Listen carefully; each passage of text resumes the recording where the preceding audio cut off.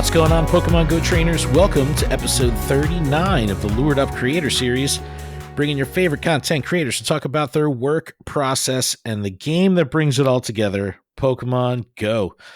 LuredUp is part of the Pokemon Professor Network. Today is Thursday, October 20th, 2022. I'm your host, Ken Pescatore, joined by my co-host, Adam, representing on the Creator Series this time. But we are excited this week to be joined by Jamal and Lachlan from the Wayspotters Podcast. Hello, What's up, trainers. Fellas? How are you? Hello, trainers. Hello, explorers. G'day. We're currently in the middle of our break of episode 41 that we're still currently recording. So, surprise. Yeah, you guys are crazy. Lachlan. They're like, yeah, we're doing this on our break. I go, oh, I feel bad now. They're like, how much more can we fit in tonight?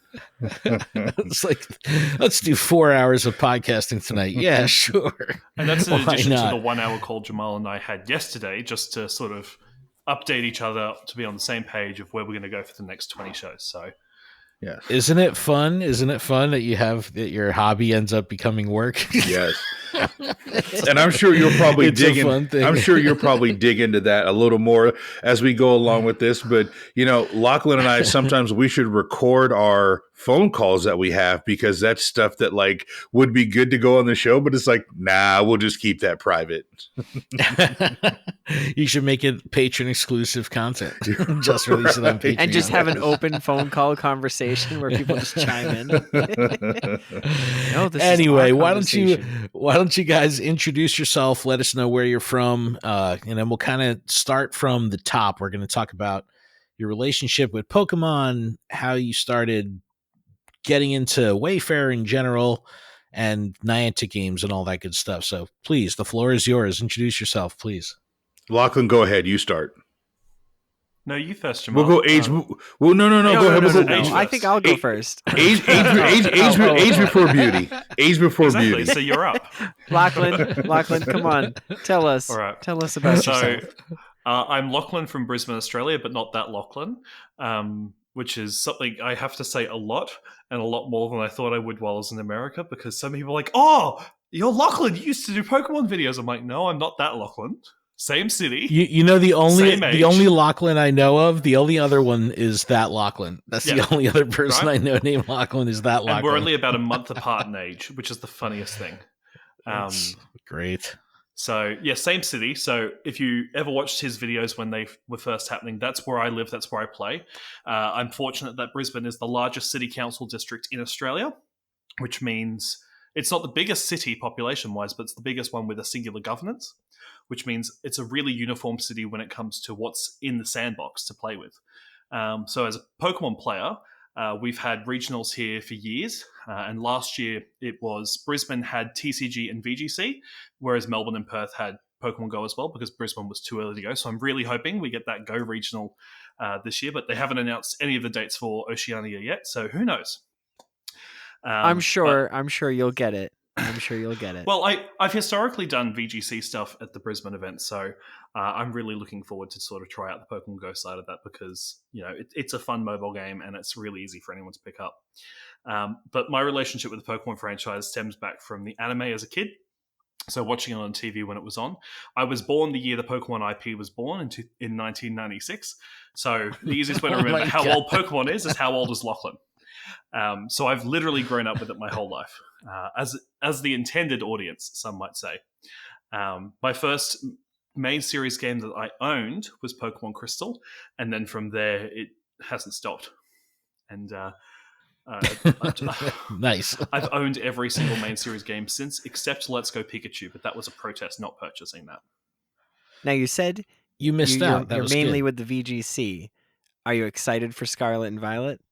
Yes, and I updated my pre-order yesterday because Amazon Australia decided to set them at $48 Australian, which is the equivalent of $30 for each copy of the game. So I was very happy with them doing that.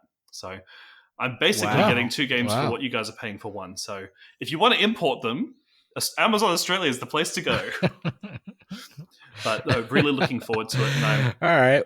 Like, Wiglet just is such an obscure Pokemon, I probably will have it on my team for sure. It's almost a little Nightmare Fuel-ish, a little bit, in my opinion. I don't know. It's scary. It's like I don't want to know what's below the ground in Diglett, but I definitely don't want to know what's below the ground in Wiglet. See, in my brain, I look at Wiglet and I think, does this evolve into Shuckle? Because it sort of looks like a Shuckle without the shell. Oh, interesting. All right, well, Jamal, how about you, man? So I'm Jamal Harvey. I am a level 50 Pokemon trainer. I'm a level 15 Ingress agent, and I'm a level 40 whatever Pinkman Bloom people are. We're going to need that exact number. Yeah, I know, right? Unlike Lachlan, I was 23 and damn near finished with college when Pokemon came out, 1996. Yeah. I was 23 years old, so I'm the old guy of the group. I like to think that I bring kind of a different perspective to the demographic of Pokemon. I never, ever played a main series game. I never collected the cards. I'm not the guy they were going after. You know, they were going after Lachlan, who was born the year it came out, or, you know, the 10-year-old kid who was the trainer at the time. So Pokemon Go was my first introduction into Pokemon. And I love that, by the way. Yeah. It's just, I love, you know, that happens more often than you'd think. And I knew probably 1/3 of the original 151 when I started playing, or the original 150. And I had a lot of my friends who tried to get me into it were telling me, yo, this is what this shiny looks like. And I'm like, how do you know that? It hasn't come out yet. They're like, no, it came out years ago. And, you know, I'm loving every day playing the game, and I learn different things all the time. Like I'm fascinated by people who know the TCG, like Adam, and to watch Adam and Just Will sit down and play a game of the TCG. I'm like, what just happened? Like, I'm really excited, but I don't know what happened. But the Pokemon franchise, like, I have met like the coolest people through the Pokemon franchise. Like, some of the best people in the world are like really good friends of mine because of Pokemon. So I would say overall, my experience with Niantic and Niantic games is positive, although there's always room for improvement. But I like to look at the positive side of things, and I'm going to give it, you know, a thumbs up. Love Pokemon now. I have now fully immersed myself into all the generations. Even if I've never played the main series games, there's some moves I don't know. But overall, I'm happy with it. So you both, and I guess most in the elite kind of Wayfarer community, have a kind of a different outlook on the games and how to engage with them in a way that's a little bit more abstract from just the gameplay, right? So what is it about like live service games like Ingress or Pokemon Go or Pikmin that does it for you? And how important is the game board itself to your style of gaming when you're playing those games? Because everyone's going to connect with the games differently, right? You can go shiny hunting, you can do gyms, you can do PvP, or you could be more interested in the nuts and bolts of the game board itself. So how important is the game board to you? And when you're playing these games, like, are you in the game board frame of mind? Like when you're doing it, like, are you always kind of have that awareness of the kind of blueprint? I do. I like to know how the sausage is made. That's me. I like to know the nuts and bolts behind things. Like, I might not care what's in the sausage, but I want to know how it's made. So when I learned about the game board and things kind of opened up to me, I was naturally ingratiated to Wayfarer. Back then it was Operation Portal Recon. And I'm like, you mean to say that I can do this and it'll show up on the game board and I can spin it and I can build this and I can build that? So I'm always, and if anyone knows me, I'm always like looking around at things or looking at a map, looking to see where I can place a POI, which will then go into Ingress or Pokemon Go or whatever game it is. But that's how I interact with the games. It's really like, it scarred me in a way, Ken, to be honest, because I can't look at a mural or I can't look at a statue and not grab my phone and open up the map and go, I could submit this. That's how it was in Seattle, though. Yeah. Yes, exactly. And I spent last week. I spent last week in Kentucky on the Bourbon Trail, And every distillery we went to, I'm like, that plaque is not in the game. And they're like, will you just shut up and drink this bourbon?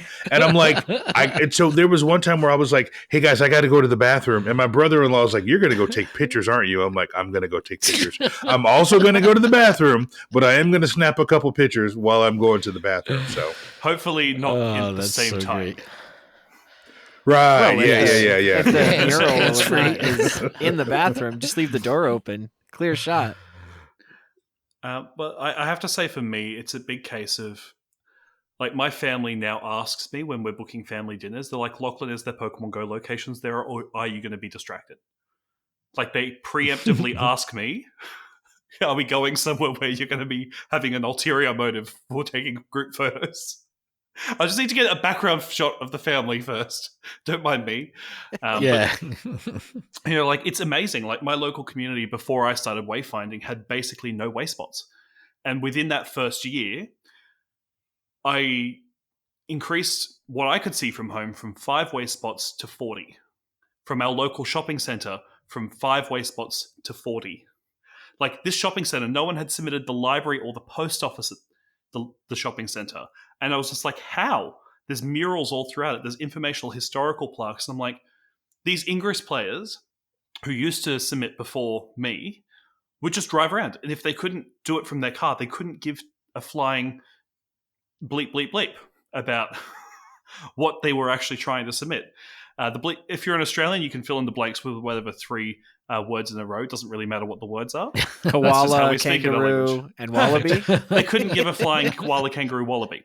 But, like, that's just what they did. And that was the mindset of the community back then. Because Ingress players, because portals were so far spread out, were used to playing in vehicles. And now you see more of them, when they do play, are walking around areas because of the work that's been done by people who had other motives, whether that be a Pokemon Go motive, a Harry Potter Wizards Unite motive, or less Pikmin motive because they haven't updated that game board since launch. But it's benefiting Ingress now, because before it was like, oh, that portal might make it harder for me to make a big triangle through the city because it's along the line where I would normally put a triangle.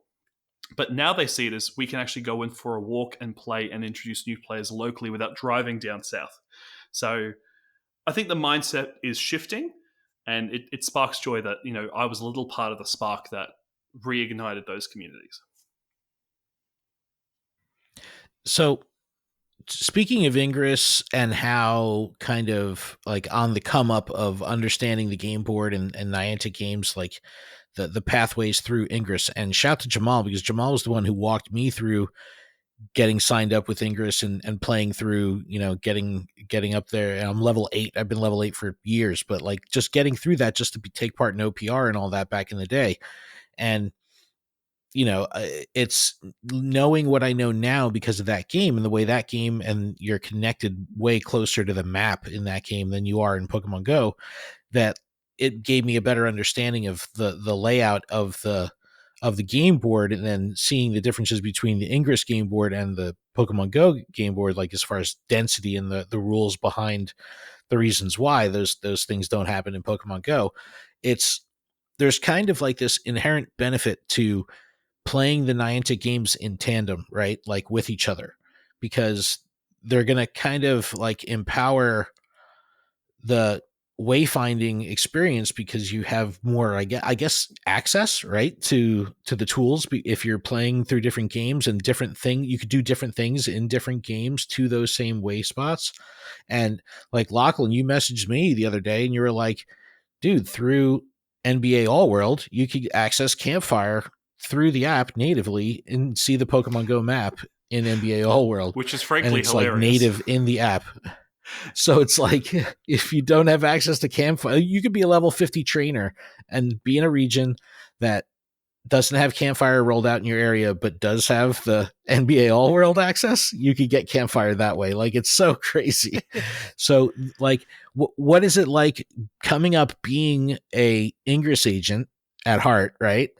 Playing Pokemon Go, the map being essentially stripped down from that of Ingress, but how does it benefit you, and how do you experience the game when you're actually playing and you're simultaneously playing Ingress and because you guys nominate so much stuff. Like I hear you saying like, oh, I've got 40 over here, I've got 40 over there. It's like, how does that all work together in your style of gameplay?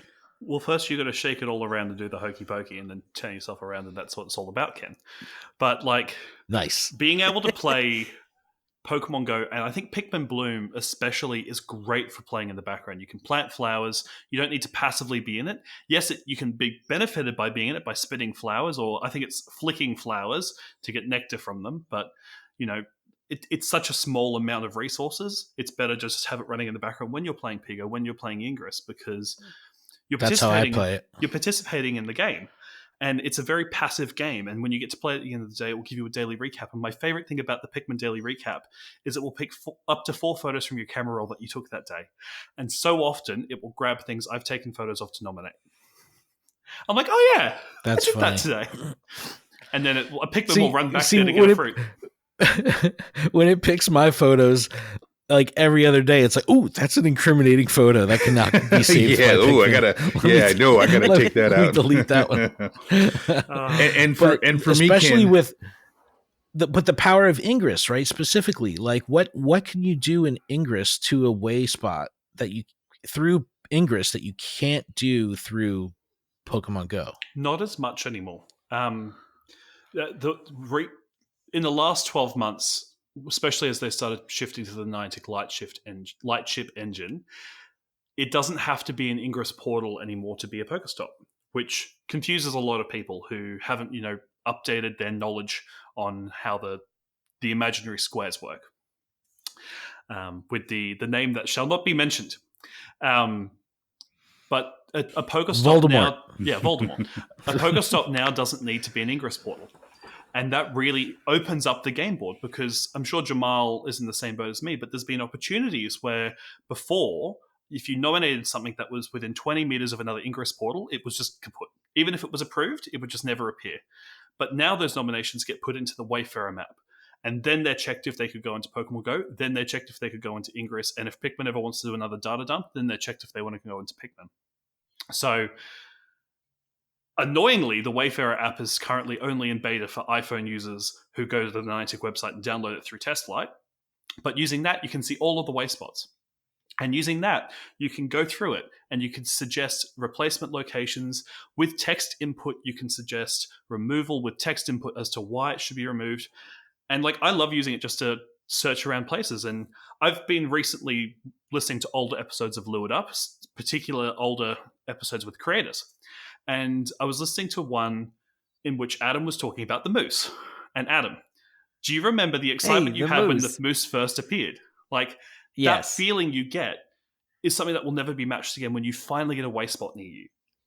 Yeah. To the point where your friends start to pick on you for it.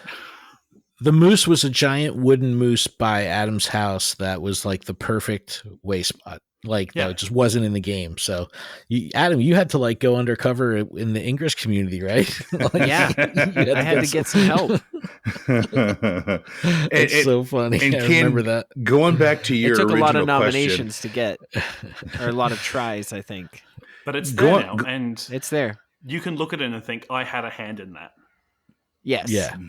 And going back to your original question, Ken, it was the thing that I love about it is playing Ingress has made me a much better wayfinder, explorer, whatever you want to call it, because I got to know the map inside and out, and I got to know what was eligible, what wasn't eligible, and I got to understand how that interacted with all the different games. At the time, it was Harry Potter, it was Ingress, and it was Pogo. And then I turn into a big geek. And then I'm texting Ken at 2 a.m. because I looked at his map and I saw that there was an open cell. And I'm like, dude, go do this. Dude, go do that. and then, he's building this park and I'm looking at it and it's like, no, don't do this one because it won't appear in the game.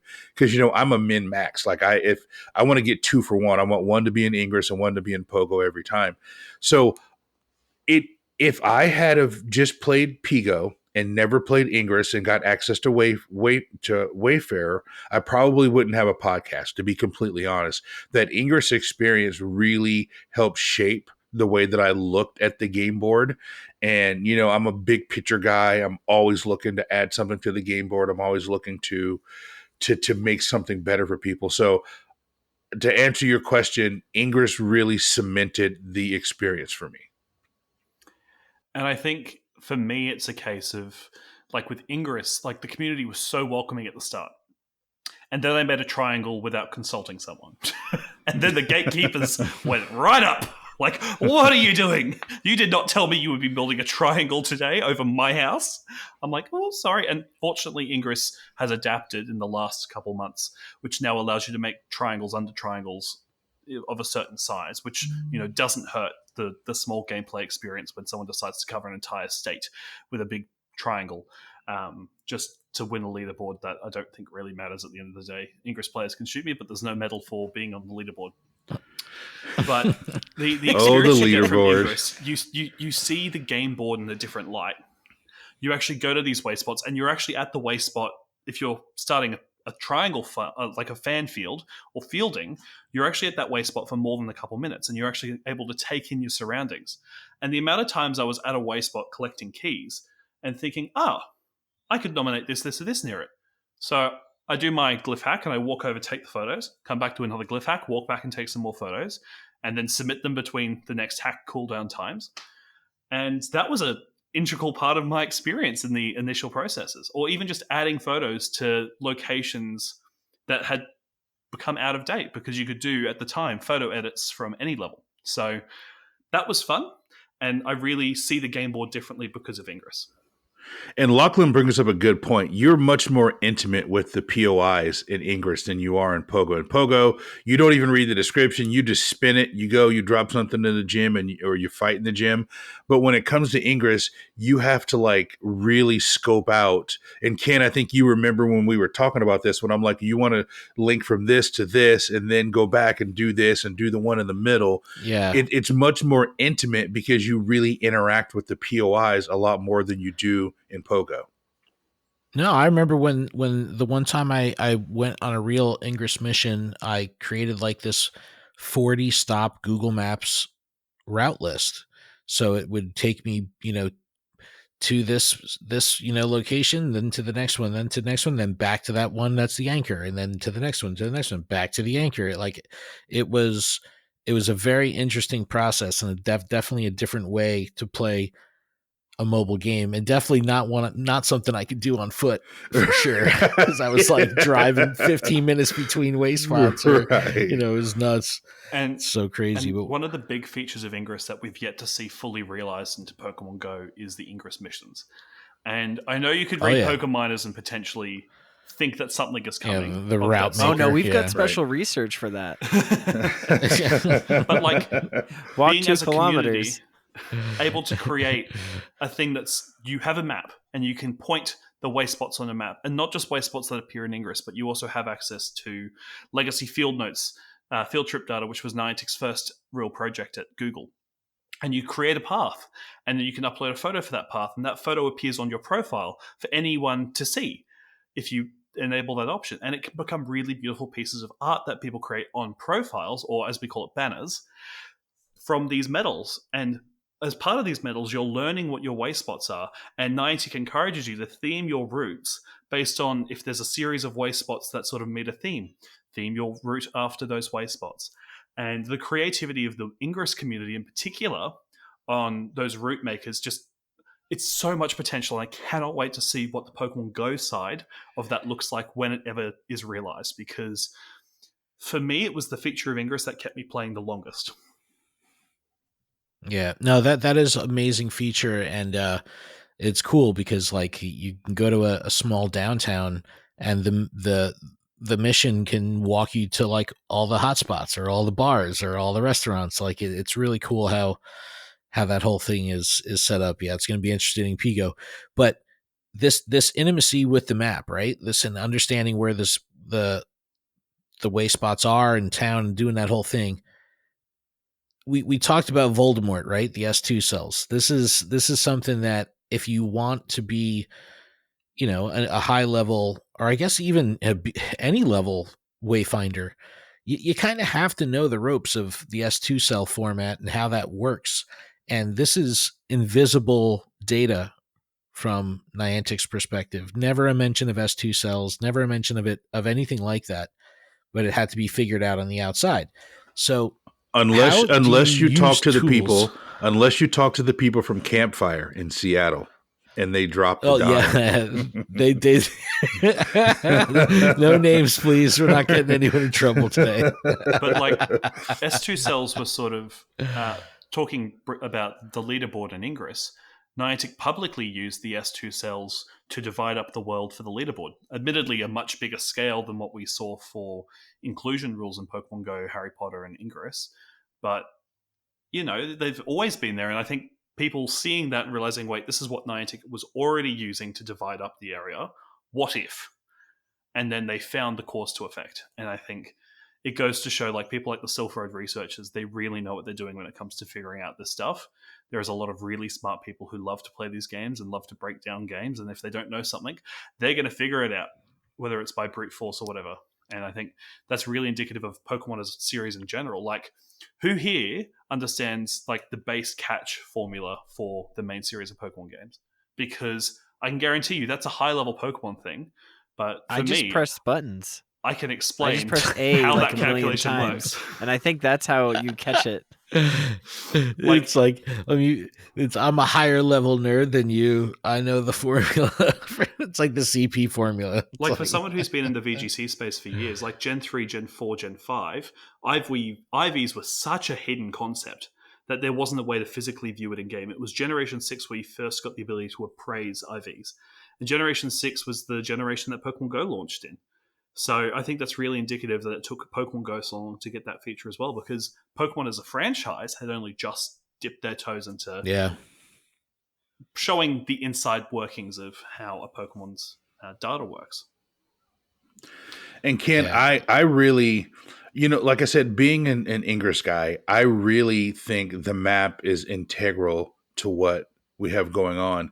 Because like Lachlan said, if you open up Ingress and you go and you look at the scores, they've got the grid right there and they show it to you. You will go and you'll look, and Lachlan, like, what's your cell called in Australia? Do you know what yours is called? something. Big giant square. Who knows? So Ken, they have a name for each cell across the world, and it's a combination of letters and numbers, but they're broken down into each one, and essentially it works out to, like, I think it's an L6 or an S6 or something, but it's a big square, and then all of the triangles and all of the MU and everything you gather, you get a score for it.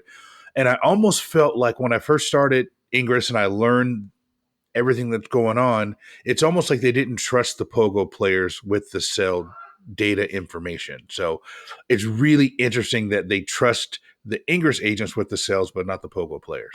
So my cell, Jamal, is PA04, PAPA08. And if you look at the cell in the picture, and I'll show this for the other people here, it looks vaguely like a giant S2 cell with its sort of, it's not quite a square, it's more of a diamond. It's like, but how important, like, you have to have an S2 map to really be a wayfinder, right? Like, you kind of have to have that framework available to you to execute. You say that efficiently, right? I'm using it less and less. But I think that this is fun because I think, especially between Jamal and Lachlan, you guys have different perspectives on, like, when and what to submit.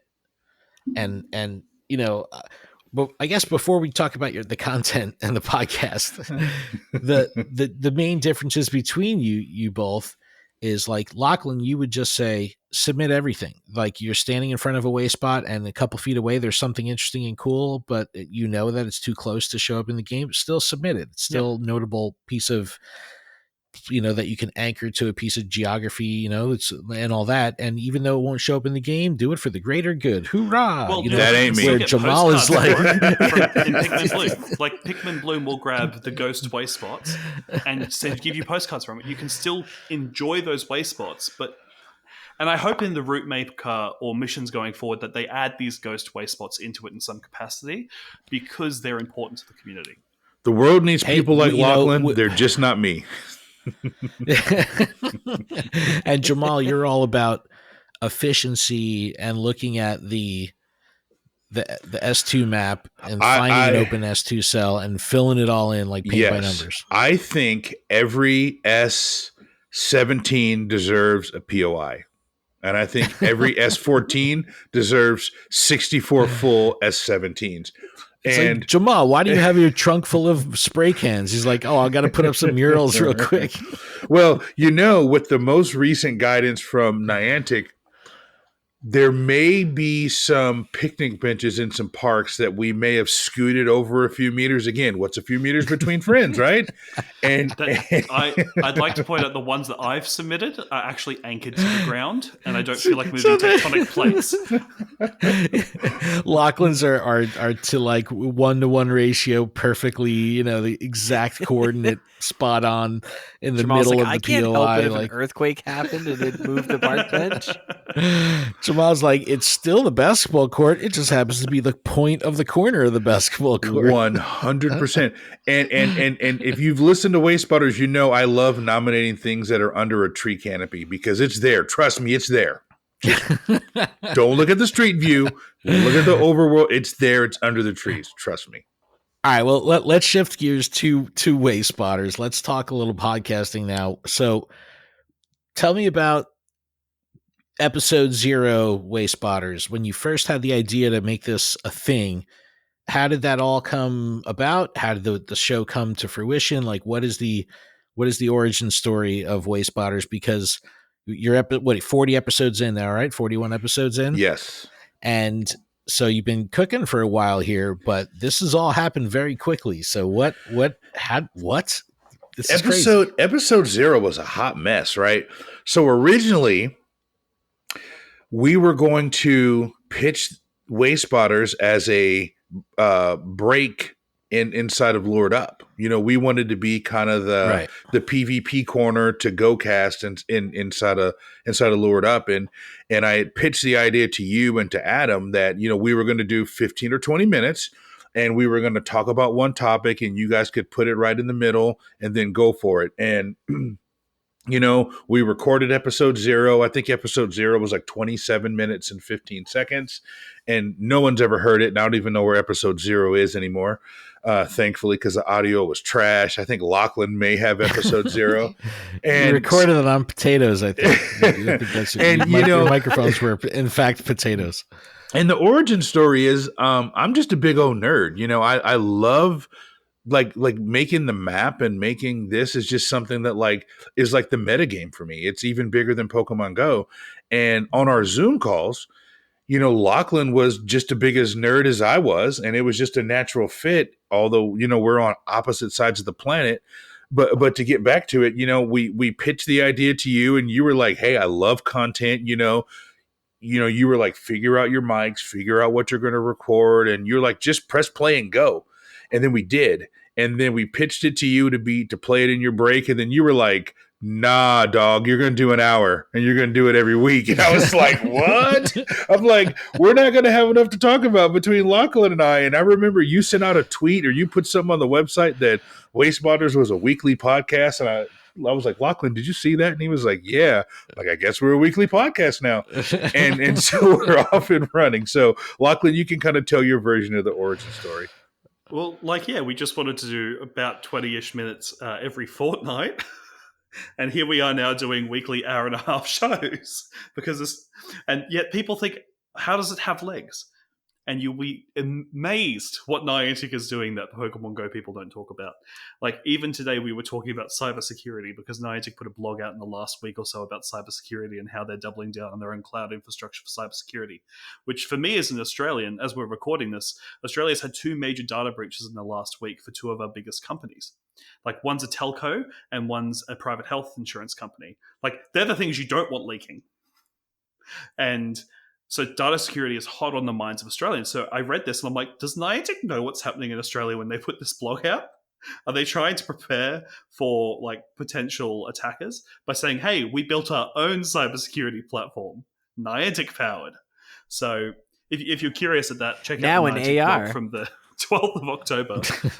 But like Niantic does a lot outside of Pigo, and I think a lot of people forget that. No, I always know a podcast is going to be good when the hosts are like, "Oh man, I don't know if we're going to have enough to talk about to fill a show," and then the shows are like 3 hours long. It's like, right. yeah, that's going to be a good show. But we really try to branch out from just Wayfarer. There's enough Wayfarer to talk about, but like Lachlan was hitting on, like Wayfarer touches pretty much every Niantic game, past, present, and most likely future. Even NBA All Worlds that's going to be coming out soon, they're going to be using waypoints, points of interest. So we really try to incorporate what's going on holistically with Niantic. And I think that people listening to Wayspotters, they're going to hear a little bit of Pogo. They're going to hear a little bit of Ingress. We've been teasing this Ingress episode, so we got to pay that off at some point. But we're going to talk about things that are going on with Niantic that I think people maybe not tune into here, but then they hear it and they go, "Oh, I didn't realize Niantic was doing that," or "Oh, Niantic's doing that also," or "That's what Lightship really is," or things like that. So we have really kind of gotten our legs under us, and we're not just like nerding out and talking about S2 cells. We're talking about theories, and we're talking about planning, and we're giving people advice on what to write in a description. And it's just things that, like, when I told people I was starting a podcast with Lachlan talking about Wayfarer, they're like, "What, are you going to do like 4 episodes?" And I'm like, "Heck no, man, we're cruising. We're going." Yeah. No, it's been awesome. And both of you, kudos to both of you for really locking down the process and cranking out the content. Yeah, you guys are crushing it, but you got the dad jokes. No, it's great. No, dude, the dad jokes are my favorite. That's absolutely the best. But I mean, wayfinding in general is kind of like it's clearly a niche thing, and especially wayfinding at a high level is even smaller, smaller subset. But it all kind of seemed to be happening behind the scenes. A lot of Pokemon Go trainers did not have vision into the Ingress world at all. So they didn't know that all this stuff was happening before Pokemon Go launched. And was it like a thing where you wanted to serve as like a megaphone a bit for, the whole Wayfarer movement and things like that, because it didn't necessarily have a voice in the Pokemon Go community specifically? And then, like, are you seeing a general awareness of Wayfarer in general on the rise? Because it's clear as day to me, especially in our Discord. It's like I'm seeing people come out of the woodwork, and all of a sudden they're like very engaged with the process of actually wayfinding. And it's like I'm seeing like I got my first nomination approved today. Like I'm seeing so many of those posts in the Discord, and it's like, this is the greatest thing ever. It's so cool. So like, where was that kind of like a motivating factor of like, we need to bring awareness to all this great stuff that's happening that no one knows about? I think for me, it was a big case of creators, when they talked about Wayfarer, they would talk about it once and that was it. That was them in and out done. They wouldn't really, provide updates. And there were a lot of things happening and changing. And Niantic rolled out appeals at the end of last year, just as we were starting. And no big Pokemon Go creator said, "Hey, if you ever had something rejected by Niantic, you can go and appeal it." I think Daxi was one of the few that actually put something out on TikTok about it. Now, the issue with that is that a lot of people participated in Wayfarer when it launched in 2019 and got disenfranchised because they didn't, go through the motions of what made a good Wayspot before nominating, or they had bad reviewers, which exists. And we're not going to say that the community is 100% perfect all the time. But like, I was pretty blessed that in Australia, we're pretty on the ball. Like, very rarely do I get something rejected that shouldn't have been rejected or wasn't in a grey area. So I actually have appeals spare. Like, I have an appeal I could use, which I haven't used, and I think Jamal's just twitching at the thought of having a spare appeal. So I use it. I don't need to, because my community I know is good, and through education, especially through our Ingress community at large, and then when Pokemon Go came out, we set up Discord groups around Australia, Southeast Queensland, where I am. We set up communities to have these discussions in a local setting so people knew what was going on. But the community at large, and especially in the Pokemon Go scene, the creators just haven't really touched Wayfarer because it doesn't get clicks. So I understand why they're not touching it. But like, even if you could do clickbait, the mystery behind how Pokestops are created, there you go, Mystic 7, there's a free thumbnail for you. And you can go into it and talk about how this works and how it exists. And if a big creator talks about Wayfarer, there is a spike in Wayfarer activity. That's all they need to do. Sure, of course. The week we had JT Valor on and he shared it on his Twitter, there was a little spike in Wayfarer activity in parts of the US because of his listeners who saw his tweet, who did a couple of reviews. It wasn't a big spike, but it was a spike. But imagine if the creators were incorporating this into their videos, into their regular streams, and their regular thoughts of consciousness. Sure. I know Zoe Two Dots has done a great job of historically featuring her nominating things while out and about. And hilariously, when she does that, my Australian nominations go through review a lot faster. I'm not saying there's a cause and effect there, but there's a pretty clear cause and effect. No, there's definitely cause and effect there. But wait a second. It's the voting part of it, the actual reviewing part of it. That's the part that is way left out of the conversation all the time. And I'm brutally guilty of this because I love nominating and I do not like reviewing. And I know that's what no Wayfinder wants to hear because that's pretty much status quo. And that's why things take so long because there's not enough voters. Yeah, that adds to the backlog. So that's what I'm going through in my area. My area right now is about 4 months for something to go through. And when you talk about those people who might see, friend of our show, friend of your show, JT Valor's video, and they go out and they nominate something, then they're like, now what? It's kind of like that old meme where the guy is poking a stick at something is like, do something. No one talks about that you have to go in and like invest time and like review and like read the criteria and understand what you're doing. Don't just 1-star everything and don't just 5-star everything. And I think in our culture, at least here in the US, I don't want to speak to Australia, but we want things like instantaneous. We want to nominate something and have it be in the game yesterday. But you're talking to a guy here that I'm nearing 40,000 reviews. Like I sit down and I try to do 50 to 100 reviews every day. And I know Lachlan, with some of the things he's got going on, hasn't been able to do that. But that's what you got to do. We really need more people to sit down or at least, I've always said, just sit down 3 times a week and do 20 reviews, right? That will help out your area immensely. And that's going to help you out also.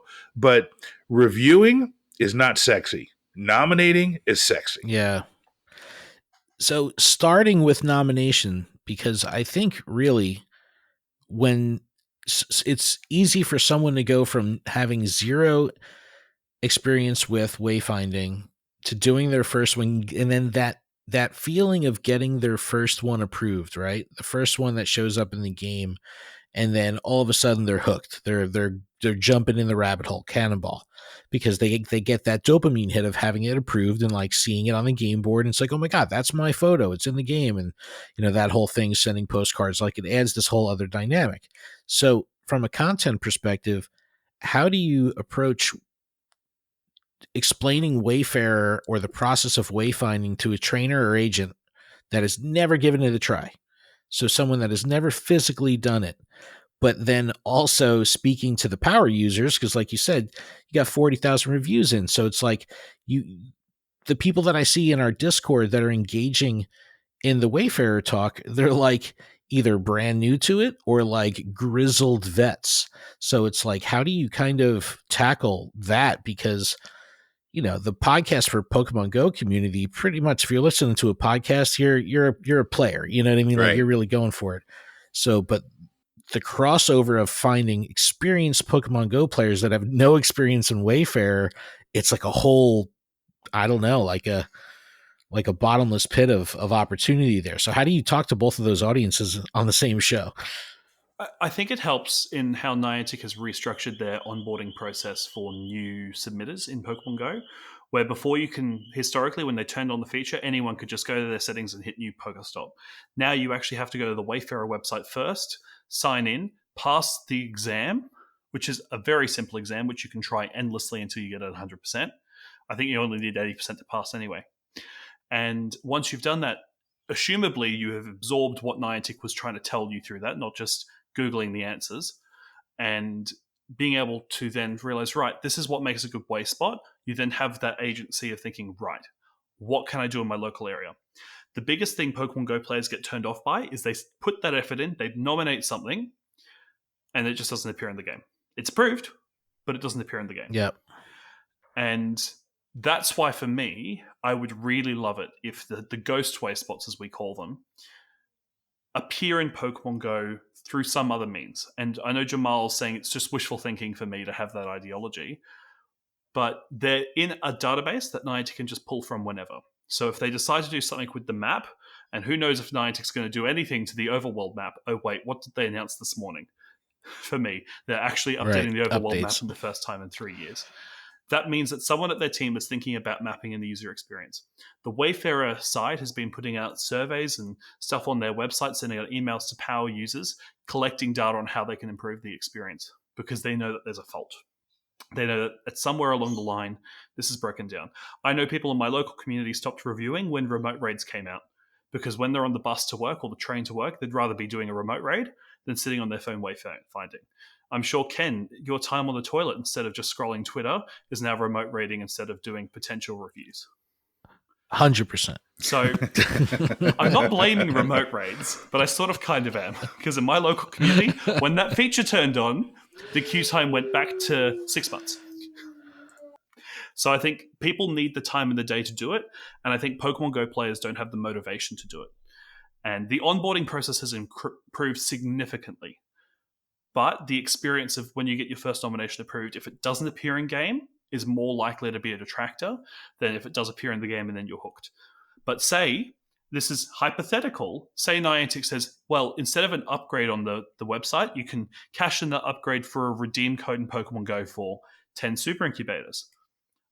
10 super incubators, obviously, fly on the wall idea. That's like $1 million in the current Pokemon Go environment. At least where we're at in October. But like rates there, that would get people reviewing, and they're not working for free anymore. Right. And on that, but yeah. And Ken, when you talk about that, like I remember when I was helping him and he was trying to get his card shop. Adam, it was a card shop, right? It was a comic shop. No, it was a video game like hangout spot. Yeah. And I've received gifts from that place, so I know it's approved and in the game now. Yes. No, it was approved in like 3 days. When I think about content, natural. Yeah, natural. When I think about content, like, so just to kind of peel the curtain back a little bit, and I think we've talked about this before, Lachlan and I alternate who hosts a show. It's a Lachlan show, it's a Jamal show. And I think after 40 episodes, people have hopefully they've kind of understood kind of our little inside jokes and what happens on a Lachlan show and what happens on a Jamal show.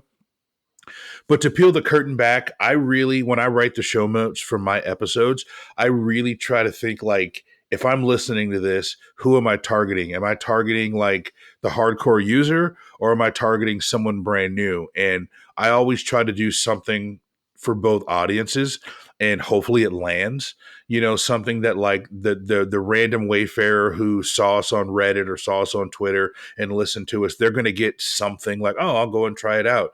And then the hardcore listeners, like, give me the red meat, talk about this specific thing that only like 8 people in the world care about. Yeah. Talk about the response to this thread that was on Reddit or in the Wayfarer forum. Exactly. It's like, yeah. So we try to balance that out, and then we try to have fun at the same time, and we try to be entertaining. And there's some things that like Lachlan is just 100% dead wrong on, and that's the hill I'm going to die on. And he thinks the same thing about me, but that makes for a good podcast. If we agreed on everything, no one would want to listen because there's no kind of internal conflict there. But it's all in good fun. I respect him. He respects me. He thinks some of the things I do are completely ridiculous. And vice versa. And the best thing about it, Ken and Adam, is like people like I love the fact, and I'll be a complete egomaniac here for a second. I love the fact that in our Discord, people are using me as a verb. Oh, you got to Jamal it up a little bit. I love that because like people have kind of understood that like I am super over the top. Like if this Wayspot is like kind of sort of like maybe I'm going to make it sound like it's the greatest thing since sliced bread. And then, we have people who've joined our Discord every month just to tell me I'm wrong and how wrong I am. So I bring the heat every single week because they're listening and they'll come back. Jamal writes like haiku in his Wayspot descriptions. He's writing poetry. I mean, it's entertaining. It's entertaining. All right. Well, you alluded to the disagreements between you and Lachlan, and I think that's an interesting take because while Adam and I have very different styles, we don't disagree on too much, but I'm naive to the culture in the core Wayfarer community. Are there like glaring disagreements within that community? Like, are there different schools of thought? Because clearly in Pokemon Go, right, people think very differently about terms of service and the way they play, alternate accounts, spoofing, whatever the case may be. There's all these topics that could potentially be divisive and split the community. Are there topics like this in Wayfarer, and like what are they? Like, because I'm just naive to it. So the big one is extension reviewing versus non-extension reviewing. So I personally use the vanilla reviewing experience because for me, I primarily review on mobile, and I would rather have my experience on desktop mirror that of mobile because that makes the most sense to me. Although what people do, and this is something that stems all the way back to Operation Portal Recon before Pokemon Go had access to the tools, people would overlay things onto those maps. They would overlay the S2 grid into the review space so that they could say, maybe if this person put it, if I just move it to the left-hand side of this gazebo, it will be a Pokestop. But the original submitter might have had a different intention for that. And Jamal likes to just say, leave the pin where it is, because that person assumably knew what they were doing. But for a lot of players, reviewing with extensions and reviewing without extensions, they just will never do it without extensions. So that when Niantic actually updated the ecosystem that Wayfarer website was using, one of the Chrome extension that everyone was using just stopped working. And it was up to the community to rebuild it on the new web UI that Niantic had released. And people just stopped reviewing until that became available again. It would be like if Pokemon Go disabled the ability to use Pokeball Pluses and Pokemon Go Pluses for a week. Yeah. How many people would not play for that week? So, but I think there's a little bit of a difference, though. Is it like an integrity thing? Like, is it dubious? Is it like is it like shunned? Like, no, I mean, know. Like, is it? It really depends. That's what I don't understand. Is it like a PvP IV, like an IV calculator on Pogo? Yes. You don't want to necessarily use them. It's more like it kind of is. Yeah. So Lachlan is a 100% by the book TOS person, and I don't break the TOS.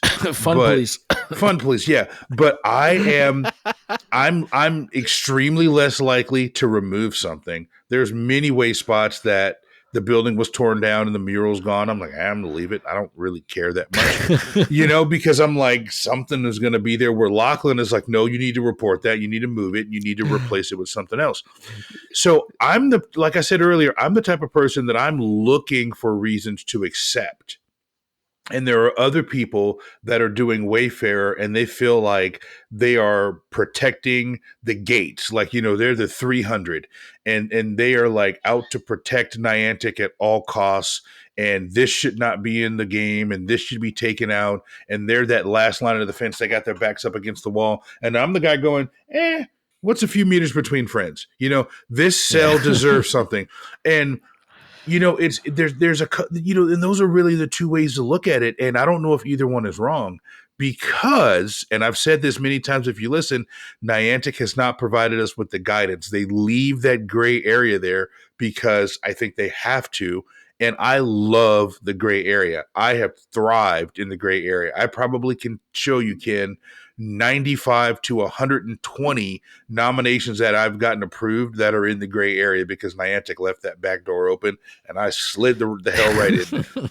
But so some people think the game board is sacred, right? They do. Like, they really do.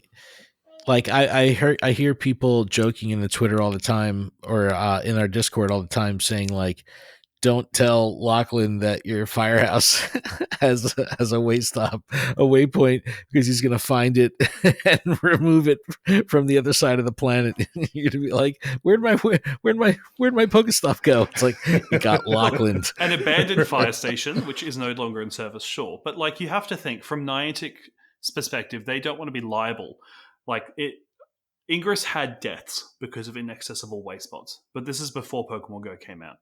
And since then, as a platform, they've been really careful about, being in any way responsible for people being motivated to go to these places. And these were portals which still meet the criteria today because they had safe access, but there was a storm. And if you want to read more, you can Google it. But with the previous question about like the different levels of like gray lines and gray areas, like I can shout out Till the Cows Come Home, episode 9 of Wayspotters, A is for Abuse. We have an expert on Wayfarer abuse talking about the ways in which people manipulate the system and how Niantic basically struggles to keep up with them, because people always think of Niantic as this huge conglomerate, it's $1 billion company, whatever. But like, we can tell from the forums that at any one time, there's probably only a max of 5 people working on Wayfarer. That's a small team. And they cannot keep up with all of this. And that's why I love that they brought on ambassadors at the start of the year, because those 11 ambassadors literally outnumber Niantic 2-1. And they can pass on conversations to them with a big echo chamber. So is the Wayfarer abuse thing, because like, we've seen the cluster of 50 gyms pretty much stacked on top of each other, like these madness, like just crazy stuff to the extreme. But I think the more widespread abuse is probably the stuff that lives just outside that gray area, right? Where it's like, all right, it's not like there isn't a post office here, but it's really like 200 feet away. You know what I mean? Like it's down the street or something like that. And, I know that there's so many people that really defend against that practice of like just, lying through the Wayfarer process. And then there's the people that take it to that 10th degree where they build these like ridiculous these gym oases of just madness, stacked up gyms. And then they put it on Twitter. It's like, how silly are you? Yeah. And the second it goes on Twitter, that's how Ken sends it to Niantic, and the next day it's gone. It's great. It's a great system.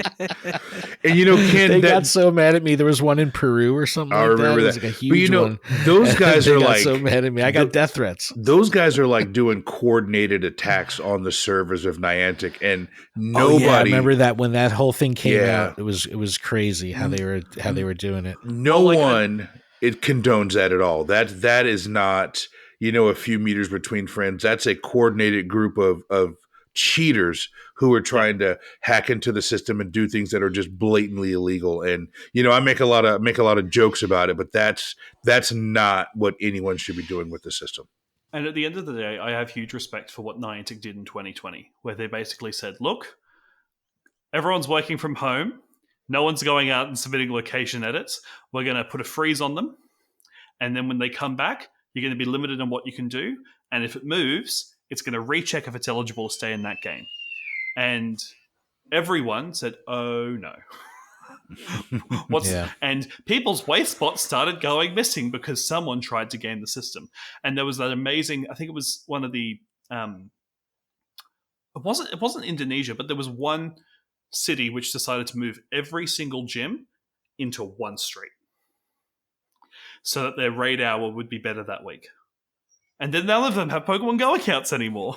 But I hope that one raid hour was really good. Hashtag not worth it. Yeah. The forum said we have taken action on the 25 people. And I'm like, what? Coordinated. Yes, I remember that. Well, Ken, you had talked a minute ago about episode 0, and I wanted to go back to that for a second.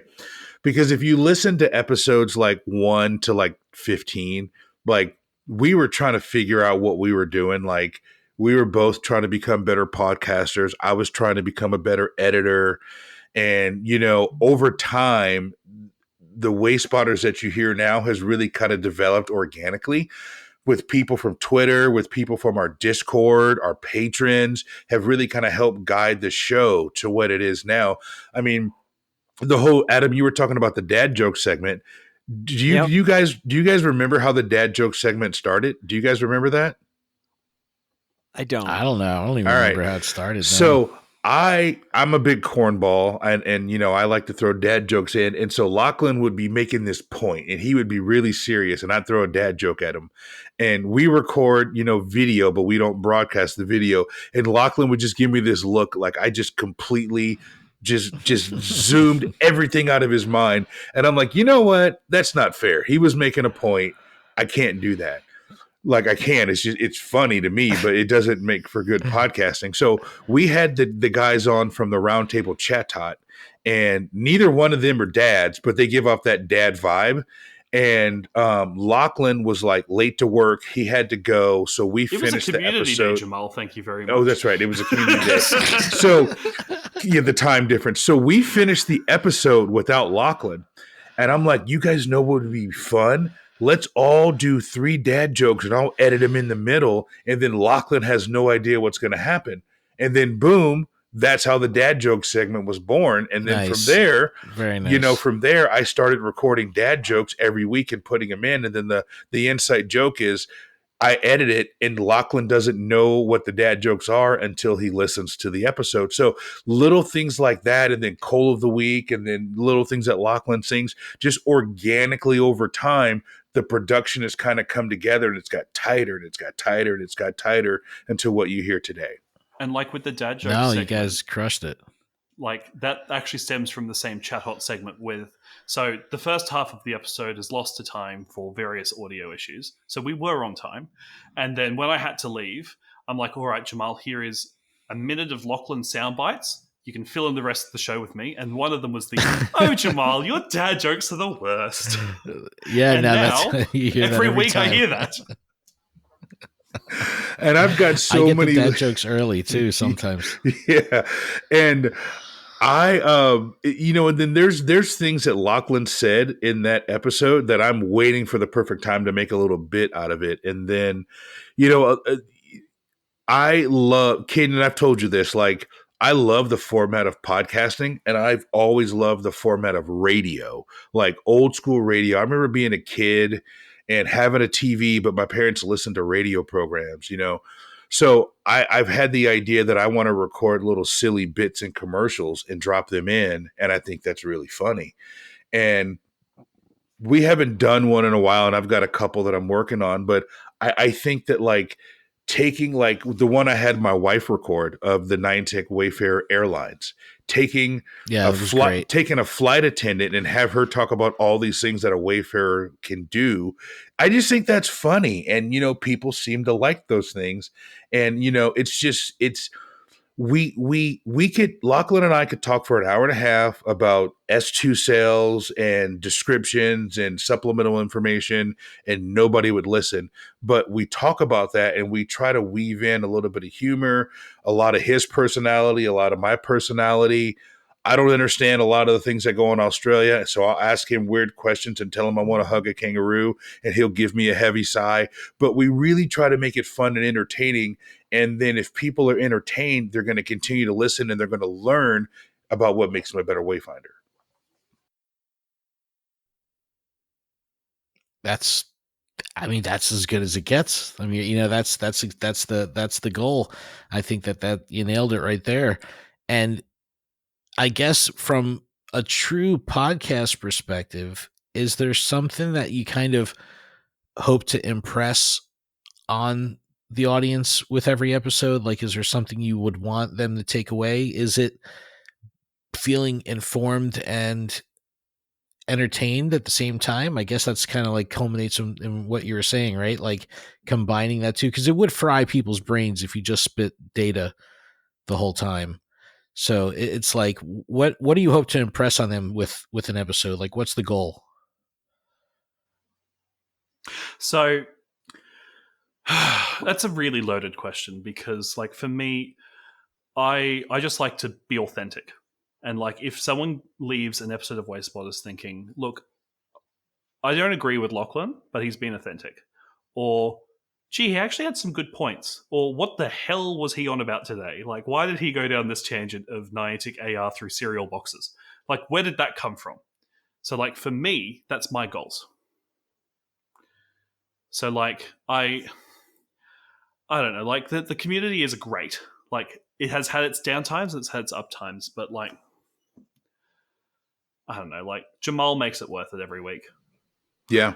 I mean, it's fun. It is. No, it's really fun. I mean, despite the fact that like we can only record when it's either late night my time or early day my time because we're like 14 hours apart. Like it's fun because like I know that I'm going to say something once an episode that is going to get the heavy sigh from Lachlan, and I just strive for the heavy sigh, you know.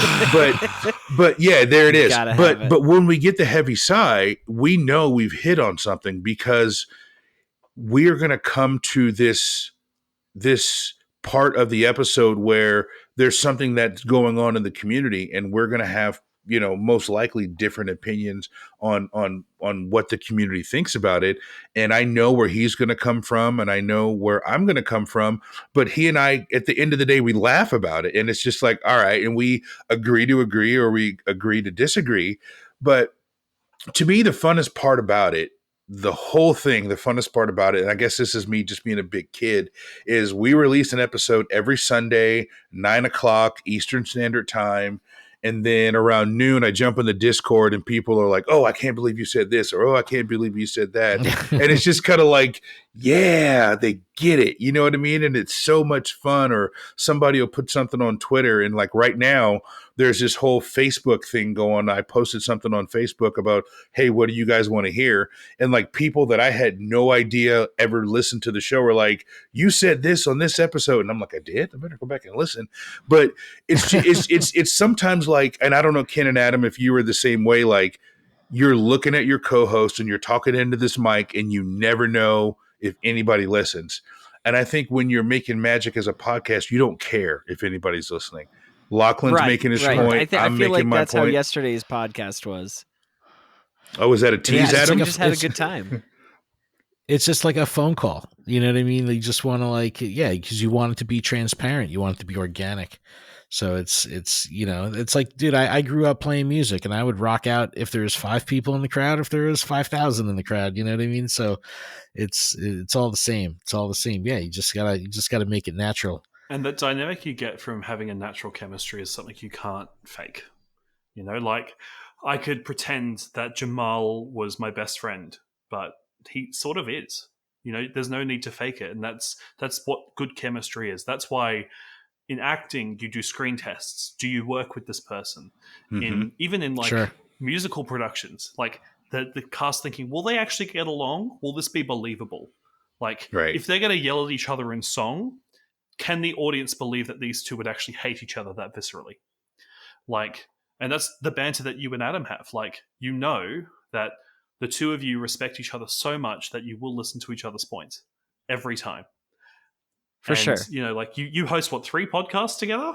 Like you yeah, spend even if I have to jump on Ken's back and interrupt him, I'll do it.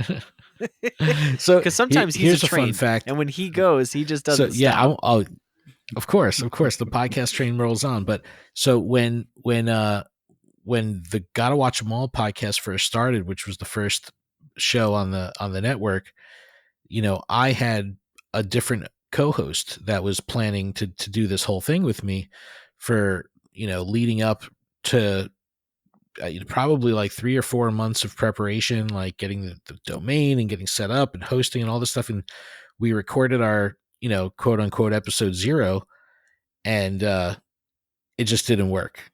It just did, like, all throughout all the preparation process, throughout all that stuff, we were all excited, and then we did it, we recorded, and it was just like, I got a message from him going like, dude, I can't keep up. It's not for me. You know what I mean? It was just like, and we were ready to launch that week. I was like, sweet, awesome. Okay. Plan B. And a complete Lachlan side tangent on that. But like anytime anyone mentions Gotta Watch 'Em All, my brain instantly thinks Gotta Watch Jamal. Gotta watch Jamal in a Wayfarer context. Gotta watch what he's up to. Yeah, that's gonna be one special episode we have where Jamal's just on the episode with us. Gotta watch Jamal. All right. Well, you know what, guys? I don't want to hold you up anymore from getting back to your episode of Wayspotters. Your troopers for doing that. But thank you so much for coming on the show, man. This was awesome. I'm glad we finally were able to do this. Lachlan, thank you for making the time, 9,500 miles and 14 hours away. Well, look, you need more Australians on this show. You only really have Cricket and Zoe on a rotating schedule, so I thought we better bring a different vocal dynamic in, and I'm looking forward to it. I gotta get Fish on. Yeah, you gotta get Fish on and DeFi at the same time. That would be amazing. Or like Fish and me to talk about Pallet Town PvP, because I'll steal DeFi and Fish from GoCast for an episode. That'd be fun. Well, we did that in our fourth week. Like we grabbed Adam, then we grabbed Fish and DeFi, and then we waited about 20 weeks and brought you on. Yeah. But thank you guys so much for coming on the show. Of course, links to everywhere that you can find Wayspotters will be in the description. Just make sure you check them out, give them a sub, give them a follow, all that good stuff. If you've never given Wayfarer a try, I think you can listen to the show and have something to go off of just from one episode that you could probably take away and execute on immediately. So have fun with it, get involved, and I think everyone will really, really enjoy it. But thank you both so much once again. Thanks. And Adam, thank you for hanging out, joining us. Appreciate it. Yeah, definitely. It could I be wouldn't miss a show with these two. Yeah, it's great. Sometimes I get cameos and photos, but you usually record these during times where I'm working, and I just happen to not be working, and the schedule worked out. That's awesome. Yeah, so thank you guys so much. But I guess for everybody else, please check out PokemonProfessor.com for everything that we have going on with the network. Wayspotters.com, definitely for everything going on with the Wayspotters show. It's been awesome working with these two, and really looking forward to the future. But if that is it, y'all, is that it? I think that's it. Sounds like a show. All right. Keep training, trainers. Thanks so much, and we'll see you next week.